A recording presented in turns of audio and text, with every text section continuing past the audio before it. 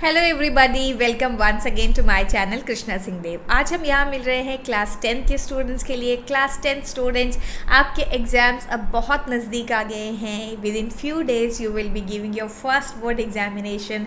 I know many of you must be anxious and आपको लग रहा होगा किस तरीके से हम जाके अपना पहला बोर्ड एग्ज़ाम देंगे, जबकि आपके ऊपर बहुत सारी एक्सपेक्टेशन का बर्डन है। That expectation is from your self and from your parents and your teachers and many other people. जब पहली बार बच्चा बोर्ड एग्ज़ाम लिखने जाता है तो सब लोग उसको बहुत सारी बातें बोलते हैं एंड कई बार डरा भी देते हैं। I am here to give you that comfort कि नहीं, डरना नहीं है। आप बहुत अच्छे तरीके से एग्ज़ाम प्रिपेयर करके जा पाएंगे और बहुत अच्छे मार्क्स भी ला पाएंगे। एक्चुअली बोर्ड एग्जामिनेशन का फियर बच्चों के दिमाग में ज़्यादा होता है, बल्कि बोर्ड एग्जामिनेशन में एक आपको पते की बात बताऊँ, काफ़ी सिंपल होते हैं प्रोवाइडेड आपने प्रिपरेशन बहुत अच्छे से करी है। एंड मुझे लगता है कि आप सभी बच्चों ने बहुत अच्छे से प्रिपरेशन करी होगी, बिकॉज आपने मल्टीपल टाइम अब तक टेस्ट दे दिए होंगे। आज जो आपको स्क्रीन पर दिखाई दे रहा है वो हम करने वाले हैं CISE बोर्ड की साइट पर जो अवेलेबल है .cisc.org पर। ये है पिछले साल का sample question paper of term 1। पिछले साल ड्यू टू कोविड 2 टर्म में पेपर कंडक्ट किए गए थे। जो फर्स्ट टर्म का पेपर था वो कम्प्लीटली मल्टीपल चॉइस यानी कि ऑब्जेक्टिव टाइप क्वेश्चन पेपर था 40 नंबर का। तो बहुत बार इस बार जब हम 16 मार्क का हम देखते हैं कि सेक्शन ए जो है हमारा, जहाँ पे 16 मार्क के मल्टीपल चॉइस क्वेश्चंस है, हम बहुत बार कंफ्यूज हो जाते हैं कि कहाँ से ये मल्टीपल चॉइस क्वेश्चंस को पिक करें। काफ़ी सारी बुक्स भी अवेलेबल है मार्केट में, बट मुझे ऐसा लगता है कि आपको कोई ज़रूरत नहीं है इन बुक्स के ऊपर ज़्यादा खर्चा करने के लिए, क्योंकि इनफ रिसोर्सेज आर अवेलेबल। इस साल का सैम्पल क्वेश्चन पेपर है हमारे पास। आपके पास अपने स्कूल के बोर्ड पे, अपने स्कूल के प्री बोर्ड पेपर्स ज़रूर होंगे। आप ऐसे ही किसी 1-2 स्कूल से ले सकते हैं, अपने फ्रेंड्स से ले लीजिए वो। और ये सैम्पल क्वेश्चन पेपर जिसमें कि बहुत इंपॉर्टेंट है, क्योंकि इसमें 33 मार्क्स के आपको क्वेश्चन यहाँ पर दिखाई देंगे। 33 क्वेश्चंस हैं एक्चुअली, वो और ऑल टुगेदर मिला करके 40 मार्क का होता है। तो ये भी एक बहुत important source of multiple choice question अपने आप में है।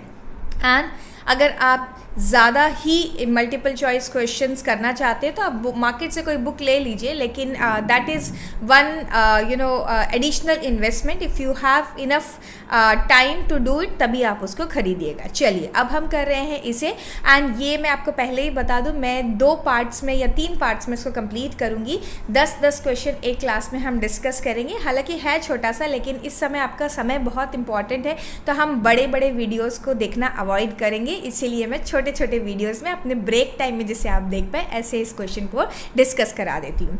चलिए, तो हमारे पास यहाँ पर है मल्टीपल चॉइस क्वेश्चन, जिसमें से पहला क्वेश्चन है, the stakeholders who are involve in the business firms from within the organisation are they internal stakeholder, external stakeholder, suppliers और क्रेडिटर।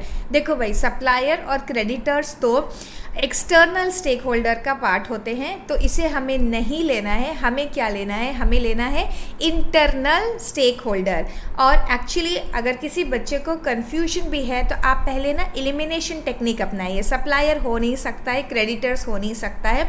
इन्होंने बोला है involve in the business from within the organisation, तो supplier तो बाहर वाले होते हैं, क्रेडिटर्स भी बाहर वाले होते हैं। एक्सटर्नल नाम से ही समझ में आ रहा है, तो इन तीनों को एलिमिनेट करके जो आंसर हमारे पास बचा हुआ है, that is your option number 1. Going to the next question, rent, wages, repairs, taxes are example of, ये सारे expenses कैसे हैं? Recurring in the nature. So obviously these cannot be capital expenditure.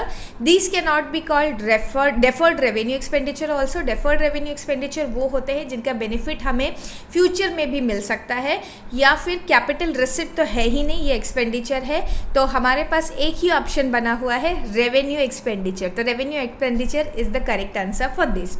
Going to the next one, the revenue expenditure, the benefit of which extends beyond the current accounting year but does not result in acquiring the permanent asset. अच्छा, अभी अगर मैं definition of capital expenditure याद करूँ तो वहाँ पर ये कहा जाता है capital expenditure results in any kind of asset creation, या हम उससे कोई liability generate कर रहे होते हैं। यहाँ पर एक different type of revenue expenditure होता है, जहाँ पर कोई एसेट क्रिएशन तो नहीं होता, लेकिन इस साल का किया हुआ खर्चा आगे आने वाले सालों में भी हो सकता है आपको बेनिफिट दे दे, जिसका एक बहुत पॉपुलर एग्जाम्पल है एडवर्टीजमेंट एक्सपेंडिचर। एडवर्टीजमेंट का अगर हमने कोई बहुत बड़ा सा कैंपेन किया और उसके ऊपर खर्चा किया तो वो है तो रेवेन्यू इन द नेचर, लेकिन क्योंकि आपने बड़े जोर शोर से एंड लार्ज स्केल पे इसके ऊपर खर्चा किया तो इसका बेनिफिट हो सकता है आगे भी मिल जाए।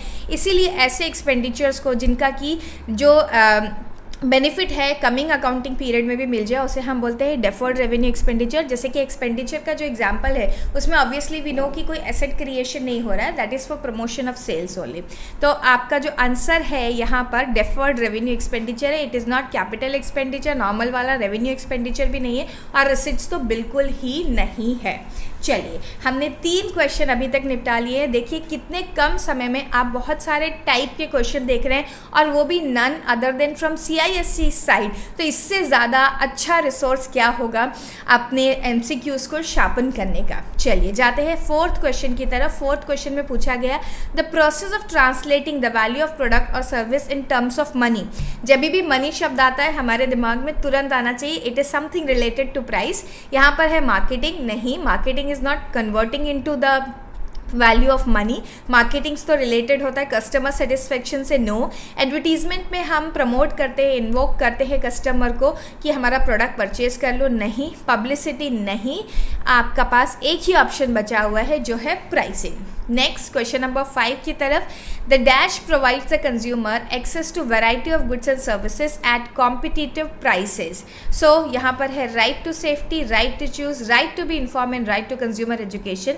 No no no, right to choose. Provide the consumer access to variety of product, मतलब चॉइस मिलनी चाहिए। ऐसा नहीं है कि 2 प्रोडक्ट सामने रखे इसी में से एक चूज कर लो, या एक ही प्रोडक्ट सामने रखा इसी में से एक चूज कर लो। कंज्यूमर अगर पैसे खर्च करता है तो उसके पास चॉइस होनी चाहिए, ये बेस्ड ऑन दिस कॉन्सेप्ट है। Next question, question number 6, dash are intangible benefits, utilities and satisfactions which are offered for sale. जैसे ही इंटेंजिबल वर्ड आया आपके दिमाग में आना चाहिए सर्विस। तो it can't be product, it can't be market, it can't be price, it is services. Next is Facebook, YouTube, Twitter, WhatsApp example of. ये तो ऑप्शन देखे बिना भी आप बोल सकते हैं yes, none other than social media. Okay, next distribution of free samples, price, contents and clearance sales are example of not consumer exploitation, not capital receipt, not functions of central bank, sales promotion techniques। देखिए कितने simple है, but yes अगर आपको concepts बहुत अच्छे से याद नहीं होंगे, आपने मल्टीपल टाइम अपने टेक्स्ट की रीडिंग नहीं करी होगी तो आप इसे नहीं कर पाएंगे। नेक्स्ट है question number 9, consumer dash means harming the interest of consumers by overcharging or underpaying etc. means exploitation की बात हो रही है यहाँ पे, तो यहाँ आंसर है exploitation। Next is non recurring receipts like additional capital, loan etcetera are capital receipts. Non recurring है तो obviously it has to be something from capital, revenue तो है ही नहीं। अब कैपिटल एक्सपेंडिचर ये हो नहीं सकता है तो क्या है, कैपिटल रिसिट है। तो ये आप एलिमिनेशन टेक्निक से इस तरीके से अपने क्वेश्चंस को सॉल्व करके देख सकते हैं। आई होप स्टूडेंट्स आपको ये सेशन अच्छा लगा। अगर आपको अच्छा लगा जस्ट इसको अपने साथ पढ़ने वाले लोगों के साथ शेयर कर दीजिए ताकि दूसरे लोगों का भी बेनिफिट हो जाए। एंड अगर आप चैनल पर नए हैं तो चैनल को सब्सक्राइब करना मत भूलिए। हम मिलते हैं नेक्स्ट सेशन में जहां पर हम आगे के 10 क्वेश्चंस को सॉल्व करेंगे। तब तक के लिए bye, have a great day.